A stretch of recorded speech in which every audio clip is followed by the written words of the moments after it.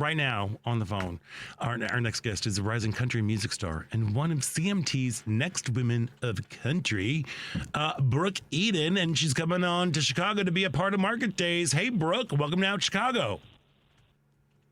Hey y'all. Hey y'all. How you doing? Where in these great United States are we talking to you? Oh, I'm in Nashville, Tennessee. All righty, there you go. I lived on the other side. I lived in Memphis for a while. You're based in Nashville now? Oh wow, yes, yeah. I've been here for 10 years now. Oh wow, that's home. All right, come on. Okay, so what's your go-to? That's right. What's your go-to hot chicken? You know, I am not really a huge hot chicken girl, but when I do go, it's got to be like once a year, y'all, because it is like a full commitment. Oh yeah, it is. It will like burn your mouth. Yeah. Even the mild will burn your mouth. But I like Bolton's. It used to be across from my apartment, like back when I moved here, and so I would go over for lunch like once a week. All right, it's not Prince's. It's not. Was it Hattie? Hattie B's. Hattie B's. Yep. Yes. All those places are in our airport now too, which is so exciting. Like the line in Nashville is always crazy, but they just put a Prince's in the airport and a Hattie B's. Well, as you should. You know, I was just in Nashville. We have a Hattie B's in my neighborhood that's opening any day now, so we don't even have to travel. Fantastic. No way. There we are. Yeah. It should make you feel right at home when you come up here to go to for Market close. Day. It's gonna be real close to where you are. Yeah. Look at you. Breaking, shattering glass ceilings and like just being your true self here. I gotta say something. Your new single, "Giddy Up," girl, that is a bop. Mm-hmm. It is so much fun. It is so much fun. What was your inspiration for this song? Oh, thank you so much. So I grew up line dancing in the honky tonks in my hometown in Florida. My dad is the drummer in our local line dancing band. So I started singing with his band when I was literally 5 years old, like Baby in a Bar kind of stuff. Oh my gosh, amazing. And seriously. Yeah.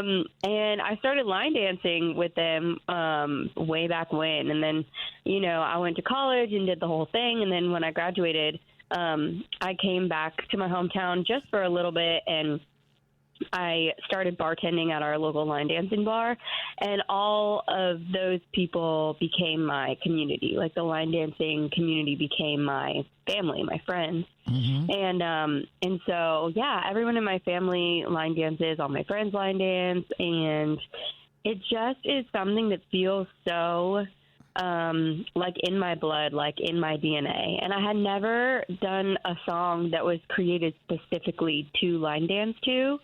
And it was just kind of like, on the dance floor, everything, like all the differences go away and you're all just like dancing to one song. You're doing one line dance to one song, and it just feels very family and very community. Yeah. Mm-hmm. And I feel like that's what we need right now. And so, like that, the LGBTQ plus community has always felt like that to me as well. And I just love the meld that's happening right now between the LGBTQ plus community and the line dancing community. Speaking of right now and being a part of the LGBTQ plus community, what's life in Nashville like? I know Nashville is like a little bit of a blue, mark and a bluish in a red state. But how is your journey as somebody in country music in a red state, being part of our community? How has that affected you, and how have you managed to deal with all of it? Yeah, well, in the beginning, it was like really, really, a faux pas. It was like, I met my wife 10 years ago now. And when we, first started dating, I was told you have to keep your relationship a secret. Otherwise, you're going to lose your whole career. Mm-hmm. And of course, it's terrifying because like being a country singer is all that I ever wanted to do.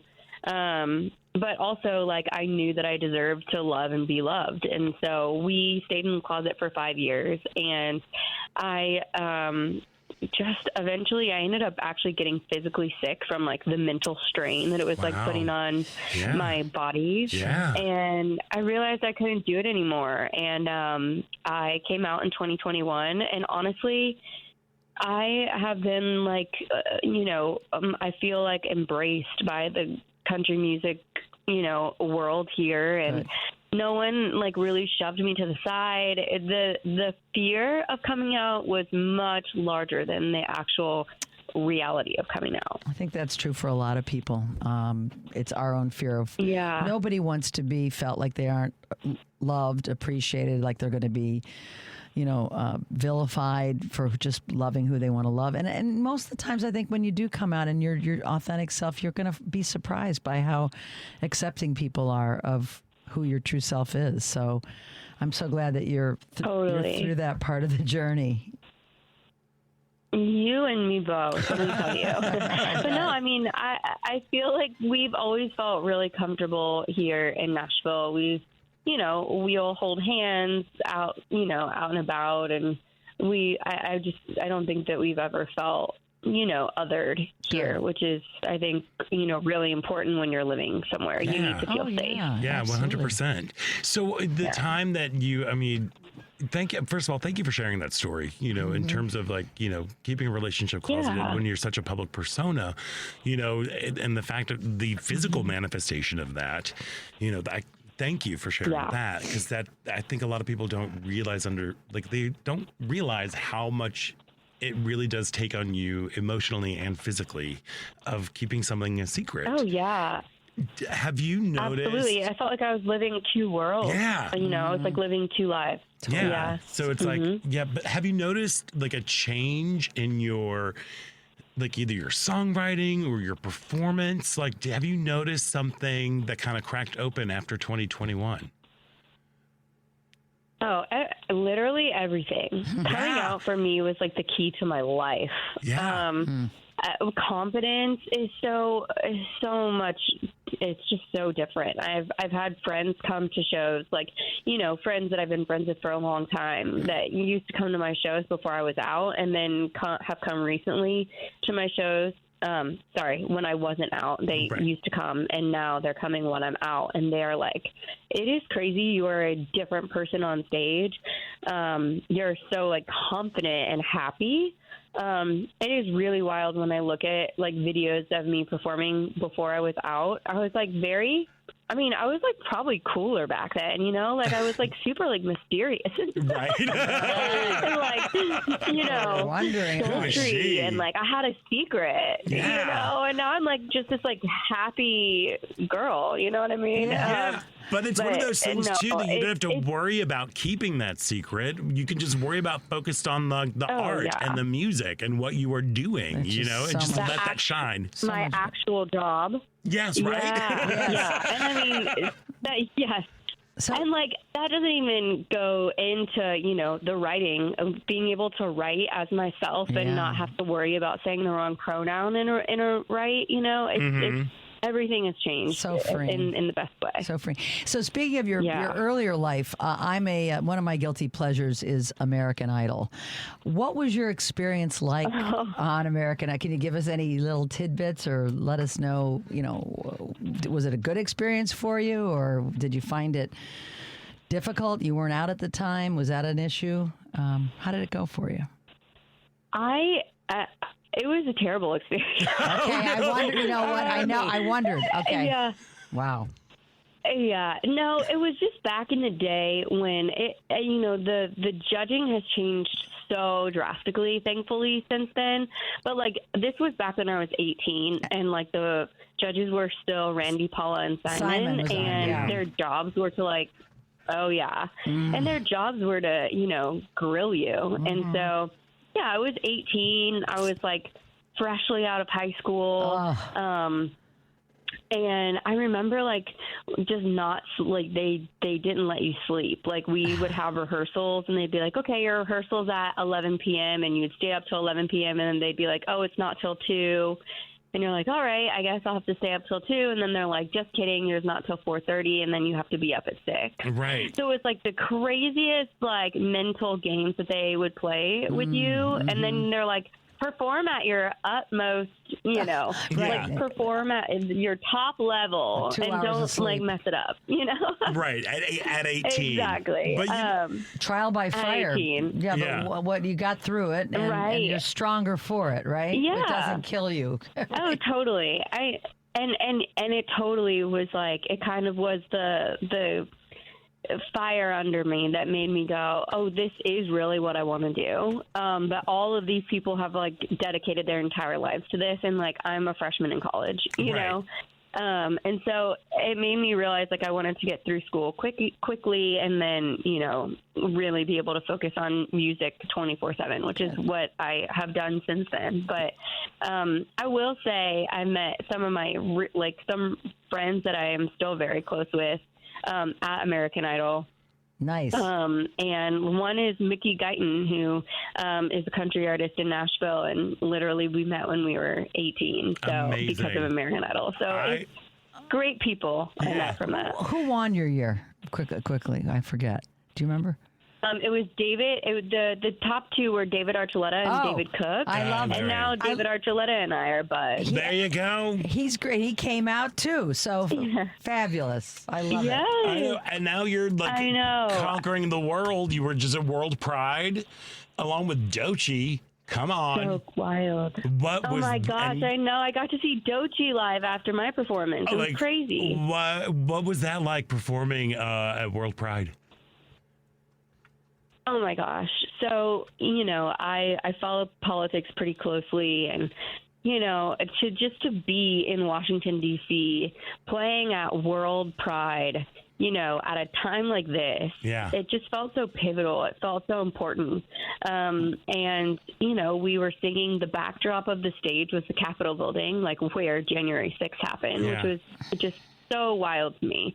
And it just felt like a rebellion, and like in such a beautiful way. The crowd was incredible. There were people from all over the world, all these different people from literally the entire, anywhere that you can think of in the world, all different backgrounds, cultures, genders. It was the coolest community feeling. I remember like halfway through the performance, I had to really focus on keeping it together because I just wanted to cry, Right. the happiest tears. Yeah. And actually, Khalid played after me, and he cried a bunch on stage. I said, "Damn it! If I would have known that we could do this, I would have been crying the whole There you go. Who knew?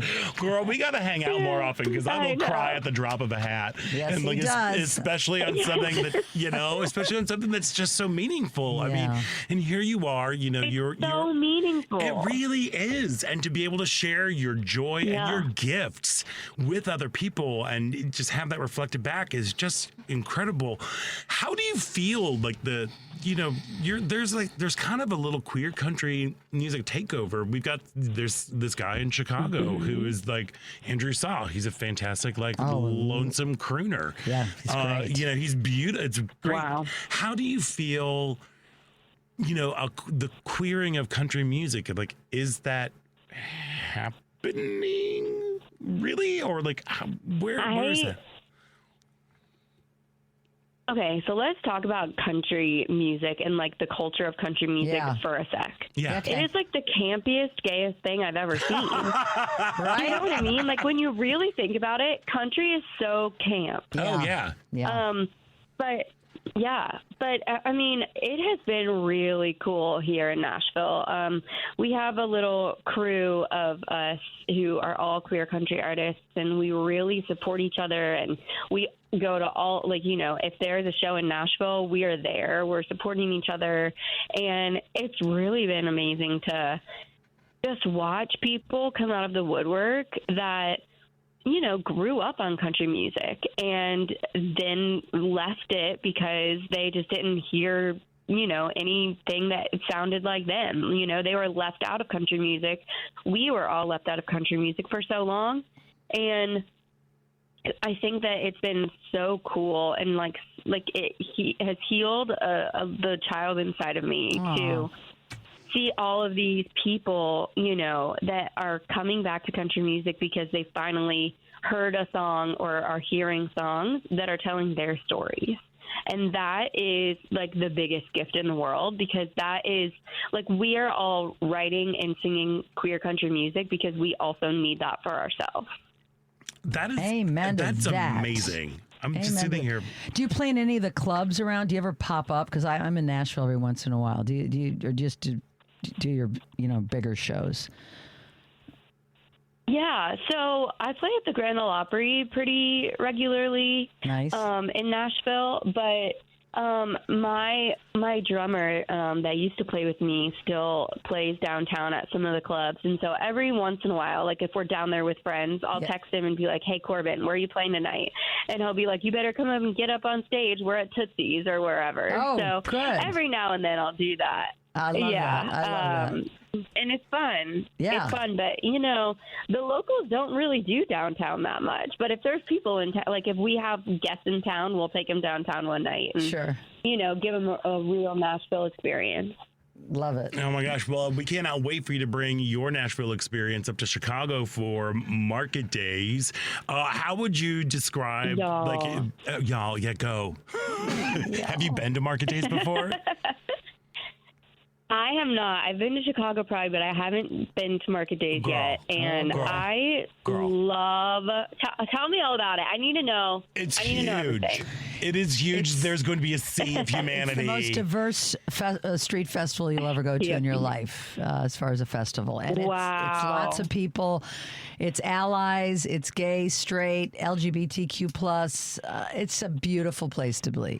It's a lot of people. It's a lot of people. Scott gets a little, I get panicky. He gets panicky. I love it. I don't mind it. So, I just have a little toke and I'm fine. So I'm ready to go. Yes, exactly. You just got to get a little courage. Anxiety reducing. There we go. Exactly. You it's understand. medicine. It's That's medicine. Yes, There we- I understand. Little meddies. Yeah. Oh my No, God. I'm so excited. I was there back in May, and we got to do Charlie's. Oh, we yeah. did a line dancing night at Charlie's in fun. Chicago, and it was so much fun. And so I love Chicago. Like if I was going to live anywhere other than Nashville, it could be Chicago. All right. All right. Well, tell us in February. I'm really excited. And what's I know. I might go back to Nashville during February. Do you know what time you hit on Sunday? It's the 9th, actually. It's August 9th. I start On Saturday. Saturday. Do you know Saturday, August 9th. I go on at 3:30. Fabulous. Oh, okay. Fabulous. All right. Well, hey, listen. I can't wait to see you. I live a few blocks away, so I'll look for you. Well, please come say hi. I would love to hug your neck. Oh, me too. All right, you got Listen, Brooke, thank you so much for taking time out to chat with us today. Like, what a true delight. I love hearing that Tennessee love Yes. coming through the airwaves. Truth to power. And in Chicago, you don't want to miss Brooke Eden at Market Days on August 9th. And how can folks follow you and find all of your music? I'm telling you, giddy up, download it right away because it is truly just a joy. How can folks follow you? Oh, thank you so much. Yeah, I'm Brooke Eden Music on all platforms. So hit me up. Holler. There we go. Holla over there and go and hug her neck when she comes into Market Days, August Saturday. 9th. We cannot wait to see Saturdays. you. 2 Saturdays. Yeah. Yes. Saturday after next. Brooke Eden, Yes. congratulations on everything that you are achieving. And thank you for all the music that you're bringing to the world. We really need it right now.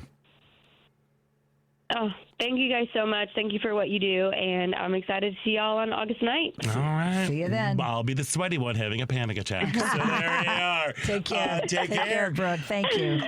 Great talking to you. Thank y'all.